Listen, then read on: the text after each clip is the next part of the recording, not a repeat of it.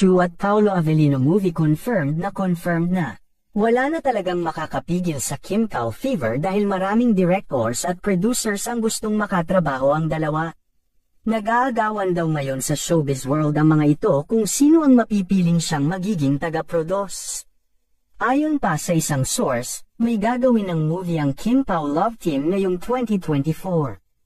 Ang tema ng pelikula ay horror na may halong romance. Kakaiba nga ito sa mga nagampanan nila sa Ling Lang at What's Wrong with Secretary Kim. Sobrang excited naman sina Paolo Avellino at Kim Chu sa bagong milestone na kanilang gagawin. Paano ba naman kasi ay super click ng kanilang love team ngayon at kahit anong gawin ng dalawa ay sobrang hit ito sa masa.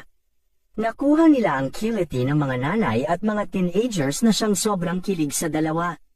Ayon kay Paolo Avellino, excited ako na makatrabaho ulit si Kim Chu at nagpapasalamat kami sa mga producers at bosses na walang sawang ibinibigay ang kanilang tiwala sa amin. Thankful kami ni Kim sa inyong suporta talaga. Ngayon ay magsisimula kami sa isang exciting journey at excited na akong makita ang movie. Pinaka nakaka-excite talaga yung makasama ko si Kim Chu araw-araw sa taping. Solid kasi yung bonding namin at ayaw ko pang matapos yun. Naitanong naman kay Paolo Avellino kung ano na ang status nilang dalawa ni Kim